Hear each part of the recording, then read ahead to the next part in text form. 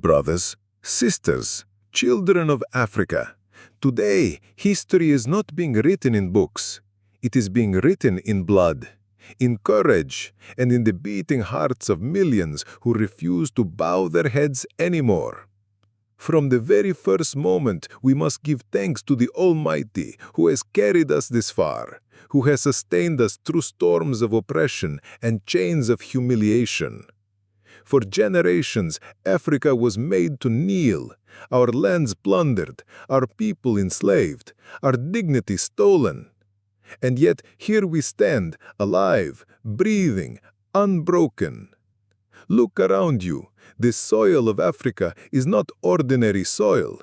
It is soaked with the blood of warriors, men and women who carried spears against empires, who fought against the impossible so that one day their descendants could rise free.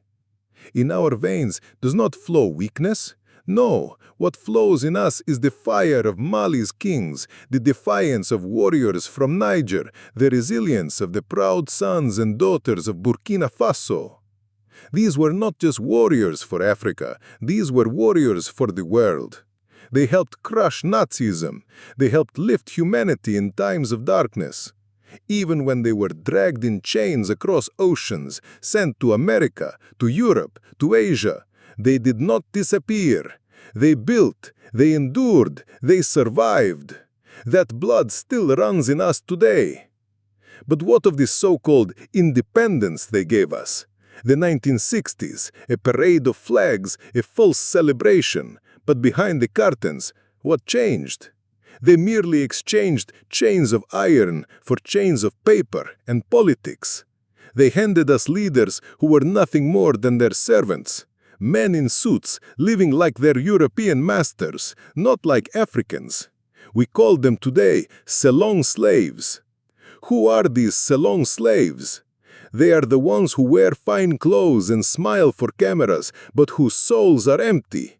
Men and women with no dignity, no courage, no sense of loyalty to their people. Always ready to betray Africa just to earn the approval of their master.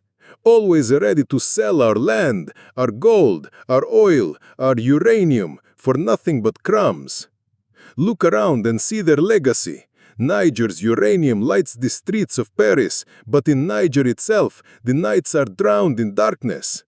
Gold leaves Burkina Faso by the ton, yet the roads to the mines are nothing but dust and holes. Wealth stolen, lives stolen, future stolen. And when our people cry out for bread, these so-called leaders answer with silence, or with the guns of foreign soldiers protecting their masters' interests.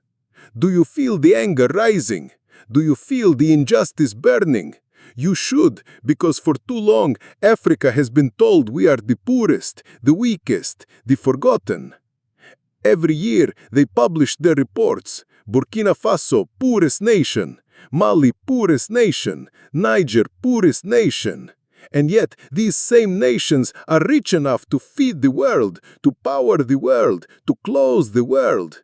So I ask you, if Africa is so poor, why do they never leave? If we are so worthless, why do their corporations stay? Why do their armies stay? Why do their hands still dig into our soil? The answer is simple, because Africa is not poor, Africa is stolen. And today, brothers and sisters, that theft ends. Yes, they sent mercenaries to divide us. Yes, they unleashed terror in our villages to scare us into obedience.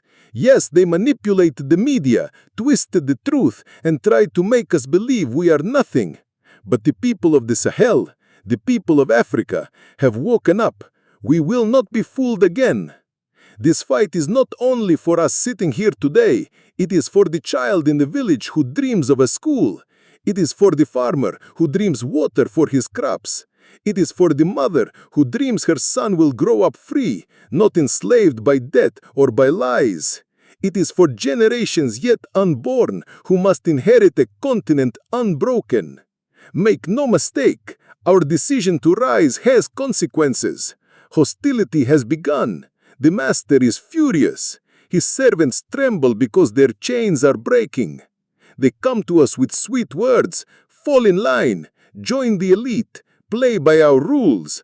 But we refused, and because we refused, they declared war, not just with weapons, but with lies, with fear, with division. Yet here we stand, unshaken, unafraid.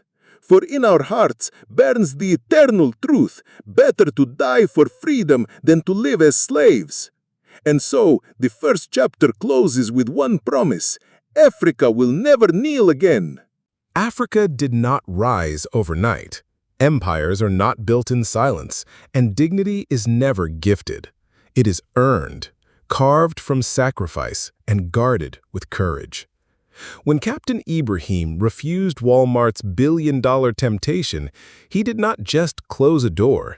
He opened a new chapter, a chapter where Africans began to see themselves not as beggars of aid, not as cheap labor, but as builders of destiny. At first, the world laughed. Western headlines mocked, a small African nation turns down billions. Economists predicted disaster. Diplomats whispered that Burkina Faso would collapse within months. But something unexpected happened. Instead of falling, the nation began to rise. Farmers who once sold their rice for scraps now walked proudly into stores that displayed their produce with dignity.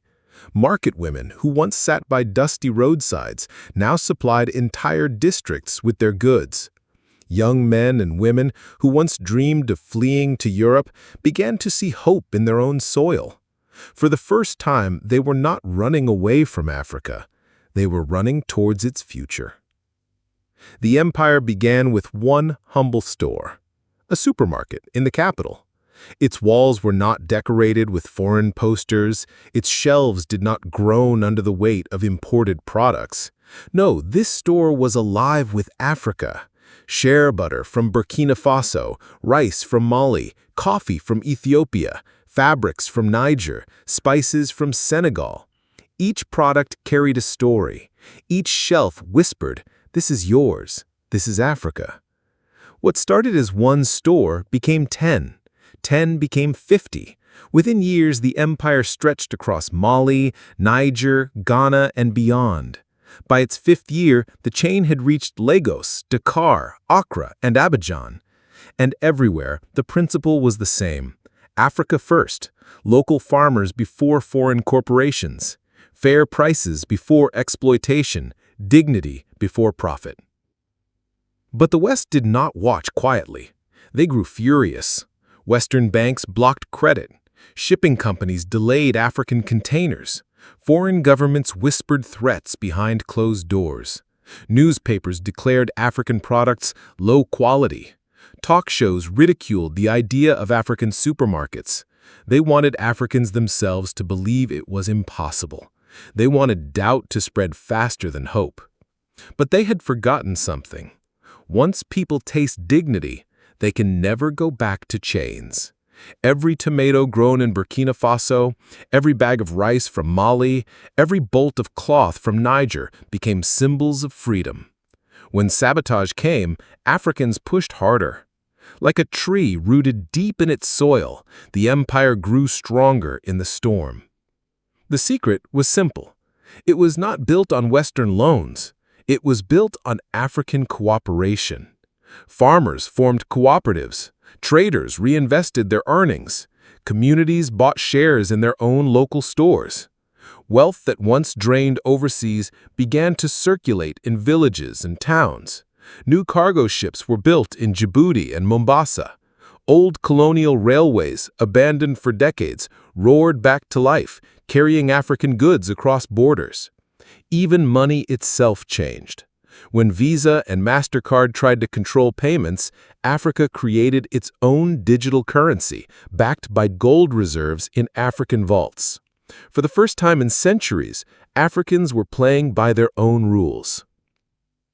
Step inside one of these malls, whether in Ouagadougou, Lagos, or Nairobi, and the difference could be felt instantly.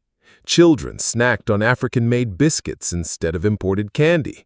Women purchased fresh dairy from African farms instead of powdered milk from abroad.